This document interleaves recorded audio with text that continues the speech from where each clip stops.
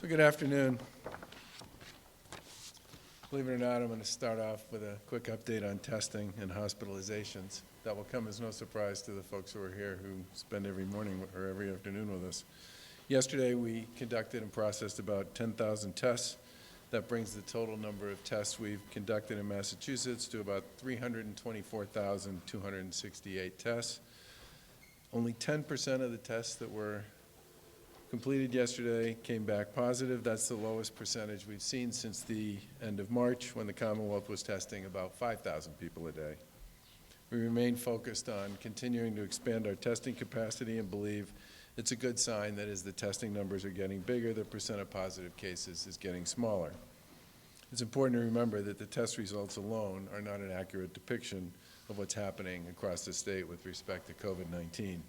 The test results are completely dependent on who gets the test, and we've been targeting our tests to certain areas and facilities, long-term care, hotspots, and high-risk parts of the population to make sure that we have a good sense of what's going on in the places where we need the most information the most quickly.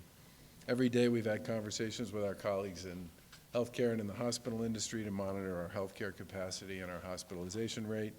And as of Sunday, there were 3,539 patients, or about 5% of the cases in Massachusetts that were hospitalized due to COVID-19, which is another drop from the day before. The total number of people hospitalized yesterday dropped by about 78 patients. We've seen a pretty steady downward trend on the number of people hospitalized for COVID-19 for just about a week. That's a really encouraging sign and a key piece of data that we watch closely with respect to almost all issues associated with how we're doing.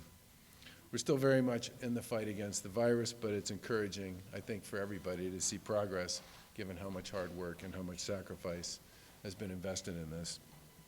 As we come through the other side of this and start to determine next steps for going forward, we need to see these numbers continue to fall. And that's based on guidance and advisories that we've gotten from this country and, frankly, from many others as well. One of our main priorities continues to remain tracking down more personal protective equipment and getting it out to healthcare facilities and other healthcare providers across the Commonwealth. As of yesterday, we've delivered almost 8.5 million pieces of PPE, including masks and gowns and gloves and ventilators, and we're getting this protective gear out to a variety of places, including hospitals, senior care facilities, long-term care facilities, and of course to our first responders. And in part due to the gracious and inventive work of companies like Merrow, who are here with today, who have stepped up, we can help produce PPE right here in Massachusetts. Securing PPE for frontline healthcare workers and public safety personnel has been a challenge, not just for us, but for people across the country. And we continue to work supply chains, but we've looked to our own businesses right here in Massachusetts to help us produce life-saving gear and supplies. Through some unique partnerships, we've created and funded a program called the Massachusetts Emergency Response Team. And this program offers several resources to assist local manufacturers that want to make PPE, even if it's not necessarily in their business model. And companies like Merrow are one of Mert's biggest success stories. The team came together through the Executive Office of Housing and Economic Development and the leaders of the state side of the Advanced Manufacturing Collaborative and the Mass Tech Collaborative. Carolyn Kirk, who is the executive director, is standing directly behind me and oversees this program. It includes folks from academia, industry, and government with a shared mission of opening up new sources of products that can be used in the fight against COVID. We established procurement portrait for manufacturing companies to use, and so far we've heard from 667 manufacturers who are looking to help. 424 of those companies are located in Massachusetts, and 34 of them are right here in Bristol County. MERT helps companies identify what types of items are in need, provides regular guidance and assistance, helps coordinate supply chain needs if they need the help, access to testing, reviews product instructions for use, labeling, and packaging, and puts them in touch with the right people if they need to get approvals at either the state or the federal level. And I do want to give a big shout out to the folks at MIT, WPI, and the folks from UMass Lowell, all of whom have provided us with a lot of technical assistance and guidance along the way.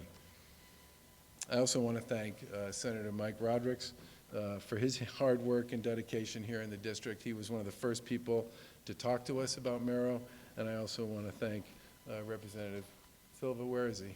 Sylvia, where is he? They left, okay. Representative Smith and Sylvia were both here. Two other folks who've been terrific allies on a number of these initiatives.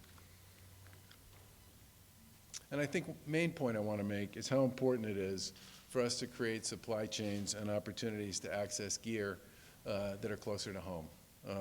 We all know all the stories that many of us have been involved in, not just here in Massachusetts, but around the country over the course of the past 60 days or so, where we've been busy chasing gear all over the globe.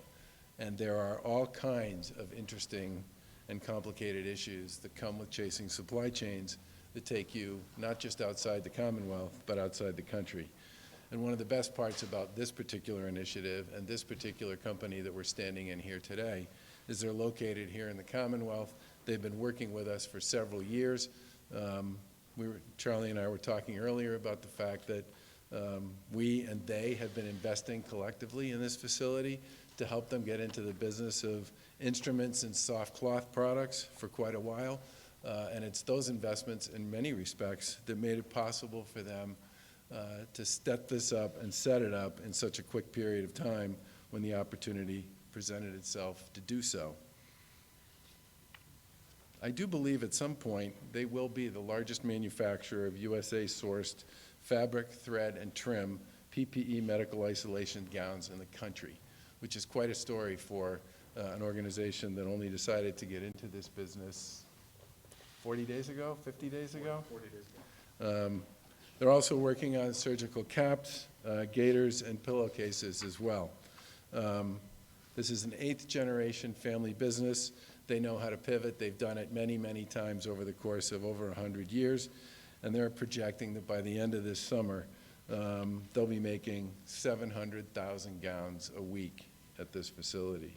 This obviously will establish a new, substantial, and very secure supply chain for essential medical products and gear for our healthcare workers right here in the Commonwealth that can support providers here in Massachusetts and in other areas as well. I think the best part about this in some respects is they've been able to hold on to their staff. They've hired about 41 new people, and they believe they could add well over 100 people when they really get to scale. And they'll be doing something that will be unbelievably important to the healthcare provider community here in Massachusetts and across the country. I do also want to say that we're thrilled that they've been able to get together with our colleagues in Rhode Island, with my friend Governor Gina Raimondo down there, and stepped up to help them with an original delivery of 3,000 gowns with 500,000 more on order. And I think in some respects it's a story that speaks to the creativity and collaboration between a terrific, well-known, long-established family business here in the South Coast in Bristol County and a Commonwealth of Mass that look for an opportunity to find partners like this so that we could create the kind of supply chains right here in Massachusetts that could serve our healthcare industry and our people, especially our people. And with that, I'll turn it over to Charlie. Thank you, Governor Baker. It has been a 40-day exercise of scaling a supply chain for medical products, but it's been a 3-year program of investing in the infrastructure to be able to do it. And I want to thank Governor Baker and his administration. I'd like to thank Carolyn Kirk and Mass Tech. They've been partners for years now. We built a workforce training program that last year put 71 people into full-time jobs in an industry that people had long ago written off. Merrow has been very hopeful and invested in the industry of building soft goods for the last several years in Fall River and New Bedford because we have such remarkable skill and talent in this part of Massachusetts. And I think one of the terrific stories about in what is otherwise a pretty grim time is that the investment that we've made and that other companies have made in Massachusetts are allowing us to lead in the country in the development and the manufacture of PPE. And this is a significant moment where industries that long ago thought that they had been left for dead are now vital.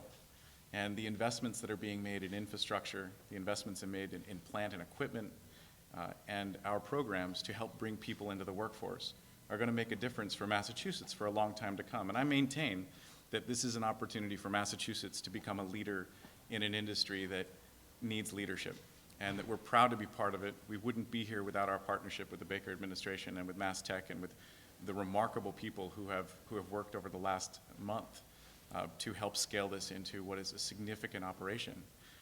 But there are another group of people that need to be thanked, and that is every person who has come to work in this facility over the last 40 days. It is not easy to come to work in an environment where there is a health crisis that is present, and we have worked very hard to keep everyone safe, and they have been safe. But those people who have worked 18-hour days for the last 40 days are the people who have provided the 15,000 garments that will be shipping off of the dock today, and are building the millions of gowns that are going to be in the state over the next several months. So my gratitude to them, my gratitude for the staff here that have steered something so successfully, and I would look to everyone to recognize that these long-term partnerships, these commitments from the state and the hospital organizations to build product in the U.S. will allow us to have established a durable and reliable long-term supply chain for isolation gowns to be provided to the entire country. And we're grateful for all those partnerships. And thank you, Governor, once again. I appreciate you coming, and we're very proud to be part of this manufacturing exercise. Thank you so much.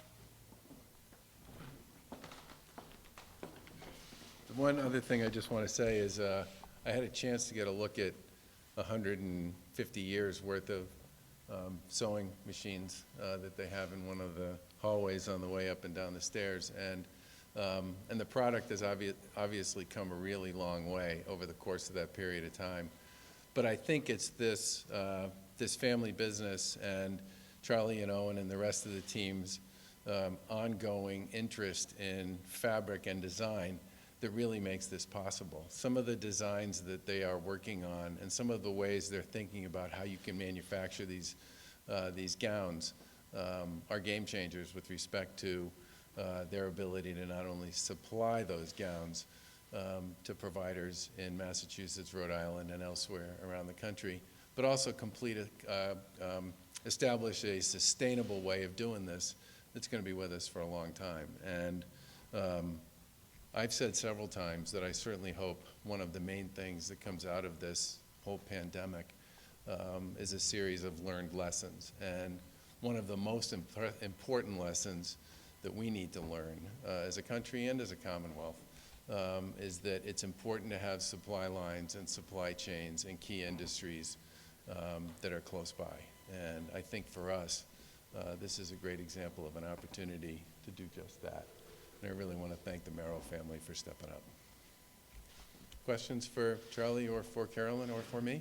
Can you be more specific about the local impact of this? How much local aid do you see going to the Boston area, Rhode Island, Western Massachusetts? Well, our order is 2.5 million gowns. So, Sure. Over the next several months, there will be 3 to 4 million gowns delivered to the Commonwealth and to Rhode Island. We're working closely with a lot of hospitals, coordinating with Mass Tech to make sure that we get things as quickly as possible into the market. But these are long-term relationships, so we'll see. Probably, I would assume by the end of the year, by the end of 2020, we'll have 4 or 5 million products that are in the Commonwealth and Rhode Island. And does the funding come from the state, the feds, the hospitals, or a mix? Well, I want to be clear about this too. Our relationship with the administration is as a provider of product, and we have not asked for any money other than the orders that have come through. So we receive purchase orders and we build to those orders, and that's been part of our relationship is to be a manufacturer of record and not require any special type of help. And the orders come from the state, the feds, the All over. So the orders are coming in from the state, they're coming in from private hospitals.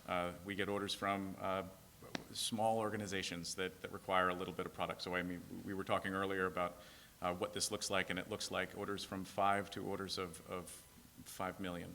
And we are working very hard to provide all of them. talk about the empty coveralls that you just showed me. I mean, this has the potential to branch into a lot of fields. Yeah, we have a development and design program where we're working on and delivering every week new products. So we have a coverall that is a reusable coverall and a disposable coverall for the first responders. We have a series of gowns that we've built with increasingly technical fabrics for providers, materials that aren't used in the medical industry right now to make a more technical and a better product. We have a lot of feedback coming into Merrow from people in the field who are asking for particular types of things, and we're being very responsive to that. So there's an opportunity right now, as the governor says, for this to branch into many, many product categories that are built around a similar supply chain. And I will note that part of that supply chain is a Massachusetts supply chain. A significant amount of the gowns that will be coming into Massachusetts are actually from fabrics that are being developed and built in Massachusetts. So this is very much a Massachusetts manufacturing story. One of the reasons why you need to go to other countries for PPE is costs, labor costs. It costs a lot less to produce it down in China, as you know, than here. How do you compete with that and paying everybody for living there? We provide product when the borders close. I think we are. How do we compete? We are a reliable and durable supply chain that will be here regardless of what happens outside of the borders. And there is no question that our product is much more expensive to build than a product that's built in China. What it is available right now to hospitals. And I think that when we revisit and we look at the policies that need to be discussed and implemented after COVID, part of it is going to contemplate how healthcare systems and how states can have a reliable source of essential medical products when there's a disruption at the ports. And I think Merrow's role is not to build the least expensive product. It's to build a product that is better than the quality that can be made available otherwise, and here regardless of what's going on outside the ports. So you see this as being a long-term? We do, and I think we were talking about it earlier. There are two. Many people are generously participating in the building of PPE, and I think that all of them deserve a tremendous amount of recognition. But there's something that's fundamentally different in our approach. We've stood up an entire line of medical products. We put a team together to develop, design, and build them to pass the strictest certification requirements by the FDA, and we consider it a significant investment in a business that will be here for a long time. We also understand, and I think this is something which makes Merrow different in our approach. The supply chain isn't just what we have in Fall River. It is the yarn and the fabrics that need to be developed and built. These fabrics are not available in infinite supply, and Merrow has consumed many of them, many of the yards that exist. To have a reliable supply chain means that we need to make fabric buys that are 8 and 10 and 12 months out so that we can continue to provide that. There are two different approaches to participating right now. One is to do what can be done today, and the other is to look out ahead and be setting up and building an infrastructure that will be able to deliver products in October and in 2021, and that's what we're doing. Governor, could I ask you a question? I just want to ask Charlie one question myself that I think would be of interest to you guys. The sewing machines. How many different places have those sewing machines? Those sewing machines, last year pre-COVID, we shipped to 87 countries. There's a bunch, these guys are a very diversified company. So back to your question, Steve, they sell one of the primary products that they use to all kinds of other people, all right? So that's part of their income statement and part of their balance sheet. They also make a lot of other kinds of materials and gear for lots of other kinds of industries and enterprises that don't have anything to do with this issue associated with what they're doing here for us. And the other thing I would say, and I probably did a bad job of articulating it before, because they have been in this business for so long, or because they make one of the key products that's associated with delivering this, which is the sewing capacity, they're really smart about how to actually create the product itself. And when you started talking about that whole issue about being able to do the seal on 6 at once, that's got to change to some extent the cost of the actual cost of manufacture, which doesn't come out of the wages you're paying anybody. It just means you can do it a little faster than you might be able to do it if you use the traditional process. So I fully believe these guys will be playing in this space for a long time, and it's going to be a great thing. And the final thing I'll say, and this one's really important, I don't want to get too close to you because we're not wearing any masks. Yep. It's not just that the supply chains seize up when you end up in a situation like this. The price you pay for whatever you get out of that supply is extraordinarily high. And it's extraordinarily high, A, because of the scarcity associated with being able to access the product, but it's also high because the cost of getting it from wherever it is to here is enormous, okay? Now, the cost of getting a product from here to any place in Massachusetts is profoundly cheap, okay? But the cost right now of getting that kind of a product from anywhere else in the world to the US and then to Massachusetts, very high. So, you know, there's a big net going on all the way through the manufacturing, the goods and the transportation piece that I don't think you can underestimate when you think about what these folks are gonna be able to do on a steady state basis going forward and how that's gonna work for people here. Governor, can I ask you a question? You guys are sworn in. Yeah. Really quite a lot of demonstration yesterday. I know that you have said you understand the anxiety that's out there Yep. among the small business people. Has it changed your mind at all, or what do you take away from what you saw? Well, first of all, we've said since the beginning that we appreciate and understand that there are really significant trade-offs associated with the decisions that we've made. But we believe the most important decision was to do all we could to stop the spread, make sure the healthcare system didn't get overwhelmed, and do everything we possibly could to keep people safe and healthy, recognizing that that would come with significant economic dislocation. And I think at this point in time, as I said in my remarks, we are starting to see the positive downward trends in a number of those key indices that are so critical to our ability to actually pursue a phased-in reopening strategy here in Massachusetts. Now, they need to continue to go in that direction for a while to live up to the guidance that the federal government and many other countries have given to folks like us about how to think about this.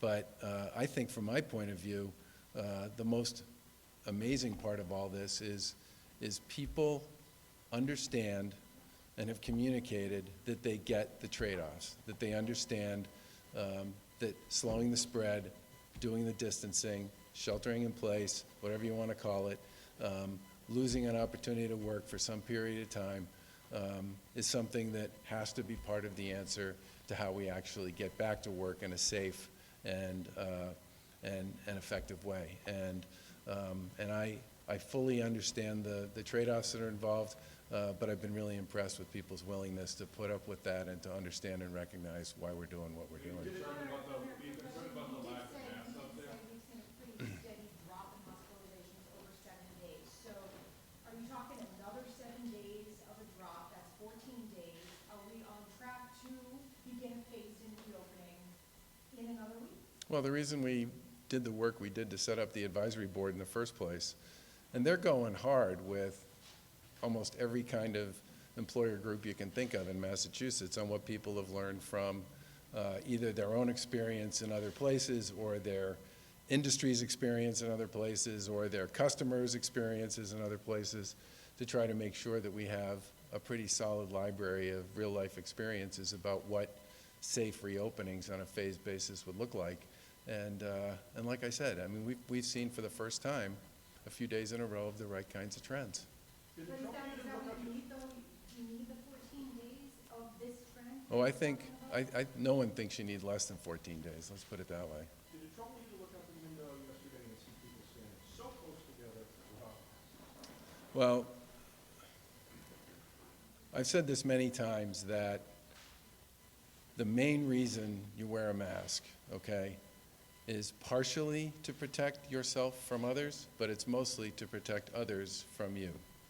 And I know that's kind of a hard concept when most of us think that that being sick usually comes with outward signs and symptoms. And for a lot of the people who end up dealing with COVID-19 and coronavirus, the outward signs and symptoms are brutal. But for a significant portion of the population that gets this virus and carries it and can in fact pass it on to others, there's a growing body of evidence that they're not going to show symptoms at all. They may not even ever know that they had it. And part of the reason, one of the main reasons for the interest among government officials, public health experts, and business leaders, by the way, not just here in Massachusetts, but across the country and across the world, and having people wear some kind of face covering if they can't socially distance or physically distance themselves from others, is to protect others from them because of the high percentage of people who will get this virus, not know they have it, and be in a position to pass it, unfortunately, onto others who may be terribly affected by it. So I do believe people want to do the right thing on this, and I do hope that over time that they do, because it's not just about protecting yourself, it's also about protecting your friends and your family and your coworkers and sort of those around you. Last question. A legislative committee is suggesting recreational pot be open by appointment and to Massachusetts residents only. Is that something you would consider? I think those folks are coming in to see the advisory board sometime soon. And look, I'm going to push a lot of the hypotheticals to the advisory board. The whole point behind, I'm going to have a lot to do with, obviously, wherever we land on this stuff. But I think it's important to have this forum for people who have been thinking about these questions and talking to others in their industries to have a chance to engage with a bunch of people who are either from their industry or know something about it or may know folks that are in it and certainly know a lot about the Commonwealth, to help us figure out how to factor that into the sort of rules of the game that'll be coming from our public health people. And as a general rule, I mean, I spend a lot of time talking to the Lieutenant Governor and to Secretary Keneally about the virtual meetings they've had so far, and these have been incredibly productive. I mean, we've learned a lot about not just what people think would make the most sense for them here in Massachusetts, but the real life experience that their companies or their contacts or their customers have had in other parts of the world with respect to a variety of strategies around keeping people safe. And I think that's where those conversations should take place. And I know that they're scheduled to come in, and that's exactly as it should be. The courtyard nursing personnel can get for deaths. What can you tell us this evening about this and what's being done? Well, we certainly have, as I think all of you know, a pretty big and significant program to do a variety of sort of both review, inquiry, and improvements and requirements with respect to infection control and PPE and managing COVID-positive populations, both among the workforce and among the residents across our nursing homes in Massachusetts. And we have been in touch with all the nursing homes in Massachusetts around this program, and people have been in touch with that one in particular for quite a while now. Would you be okay with fines for people on state property at a big rally like that, not wearing masks, and that's your house literally, the government's house? Well, I think, first of all, I think most of those folks, I think, were like in the street and in the park. But I mean, my expectation is that people are gonna do this, and they're gonna do it because it's the right thing to do, not just for themselves, but for the people that they are close to. And I get the fact that getting to 100% compliance is probably not gonna be a reasonable expectation, but I think people, for the most part, are gonna do it. I really do. Thanks, guys. Put mine back on. So tell me a little bit about what we got here.